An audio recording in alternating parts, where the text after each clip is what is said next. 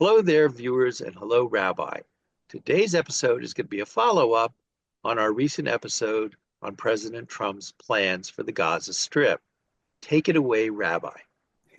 In our episode 3 weeks ago, many viewers made suggestions for passages in the Quran that I should read. And I'm live on TikTok every Wednesday night at 8. And many people recommended I read these same passages. So I figured I'll read these passages. I have a question, though, for you watching, listening. Do you want me to tell people that the Quran promotes hate, enmity, and violence?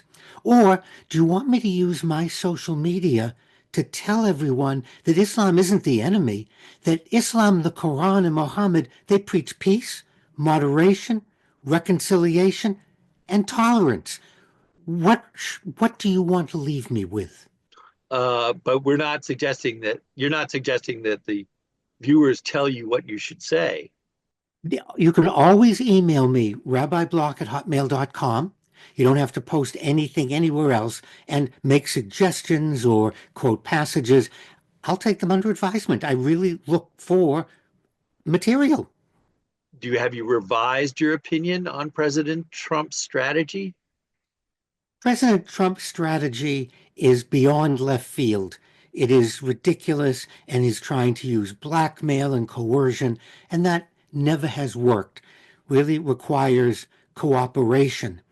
And as I mentioned last time, the solution is to separate religious beliefs, with Islam and Judaism being brother religions, from political ideology, from using either Judaism or the teachings to favor or promote a bad, hateful solution to the problem.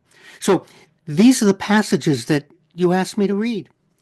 In the Prophet Muhammad's last address, it's called the Farewell Sermon, he said, I leave behind two things, the Quran and the Sunnah.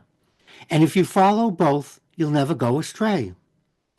Well, as is in the case of Judaism and in Islam, this straightforward message becomes complicated by rabbinic commentary or tafsir, Quranic exegesis, if you will. Other people telling us what it says in the Talmud, other people telling us what the Quran actually says. And so I decided to look at the passages.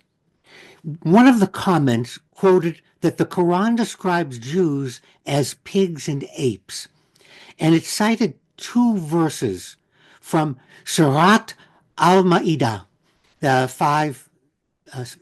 chapter 5, verse 60, in which God punished Sabbath breakers by turning them into pigs and apes.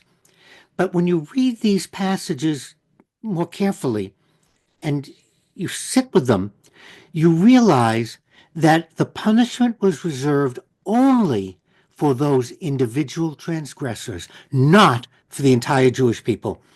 And that's what I meant when I said there are people trying to explain to fulfill a political need or an ideology. The text itself is directed at those two individuals. Contrary to popular misconception, the Quran does not describe Jews as pigs and apes. Similarly, a widely quoted hadith reads, a Jew serving the Prophet got sick. The Prophet went to visit him and urged him, become a Muslim. The Jew looked at his father, who instructed him, obey the Prophet. The Jew became a Muslim, and the Prophet left saying, thank God who saved him from hell. Now, some write commentary and have concluded that Jews are destined to go to hell. And again, this isn't unique to commentators on the Quran or on the Hadith. My fellow rabbis do this all the time. But the Quran makes no mention of the fate for all Jews. This was a story, just pointing something out, not extrapolating it for the universe. Now we have another hadith. concerning Jews. The day of judgment will not arrive until Muslims fight the Jews, and the Muslims will kill them. Even if a Jew hides behind a rock or a tree, the rock or the tree will say, "O Muslim, O worshipper of God, there is a Jew behind me. Come and kill him." Except the salt bush, for it is one of the Jews' trees. Taking this hadith and comparing it to a slew of verses in the Quran. That's not what the Quran teaches. I'm not here to explain to you how the hadith came into being, or the context in which it was said, but I can say to you that when there is something that directly contradicts a Quranic verse, the Quranic verse takes precedence over the hadith when there are textual ambiguities or conflicting content. Where did I get that from? Many of the websites that teach about the Quran and about the order and about Islam. And so for those of you using this kill Jews to justify fighting against the state of Israel, I'm asking my question again. Would you rather that I use the quotes from the Quran that talk about us being brothers, the quotes I used last week, or would you rather I use this?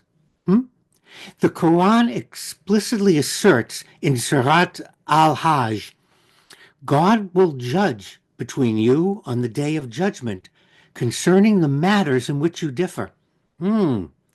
Commanding that only God can be the final arbiter on matters of ultimate truth.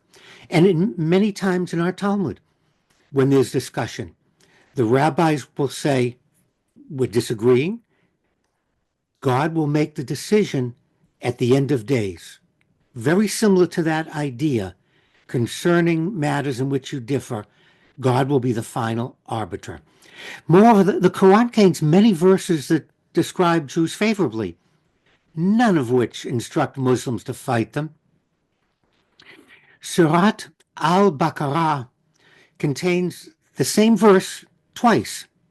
Children of Israel, remember the blessing I have bestowed upon you, and that I have exalted you above the nations. Put your politics aside. We're talking Jew, Muslim, Quran, Torah. We're talking about how you want me to present you. Did Islam then come to negate the Old and the New Testaments, or to confirm or corroborate with them? Now, the Quran offers many examples of respect for Christians and Jewish scripture. It often emphasized our shared values.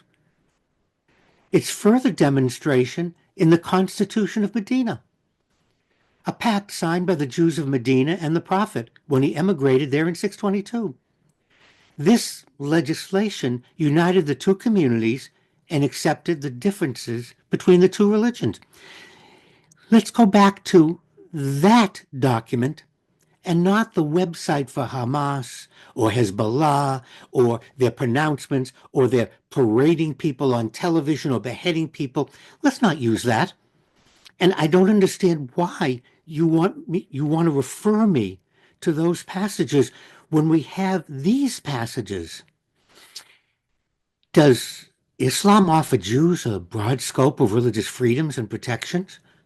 A minority rights considered a high religious and moral obligation? In one hadith, the Prophet has warned, beware, whoever is cruel and hard on a non-Muslim minority, or curtails their rights, or burdens them with more than they can bear, or takes anything from them against their free will, I will complain against that person on the day of judgment. The Quran urges Muslims to invite non-Muslims in a respectful and gentle dialogue. And that's what I would like to do, a respectful, gentle dialogue with wisdom, beautiful preaching. I would like to use that rather than people spewing hate and throwing what's going on ideologically, politically, not religiously. In Surat al-Kafiran, Muhammad instructs Muslims to say, "For you is your religion, and for me is my religion." And say, "The truth is from your Lord, so whoever wills it, let him believe, and whoever wills it, let them disbelieve." Mutual respect of both our religions. This, then, is how we will have a Palestine and an Israel safe for both Muslims and Jews. You can do a literal interpretation, or you can do an interpretation based on what we hope the lessons we're trying to teach. And you see what you want to see. I don't see God casting lightning bolts or killing people or punishing people. I see a hope for peace and understanding. But thank you for taking care of our little corner of the world, Rabbi. Your kindness and intelligence and research. Boy, you did a lot of reading in the last week, has really shown us a lot about what we have to think about. Thank you as always. And I am going to continue on TikTok Live Wednesday nights at 8 and on the YouTube channel and on the podcast. I'm going to continue to teach that Islam, the Quran, the Hadith does not talk about death and destruction, but rather wants us to have a gentle, meaningful, beautiful dialogue which respects each other. In the end, if we do that, we will have a Palestine and an Israel.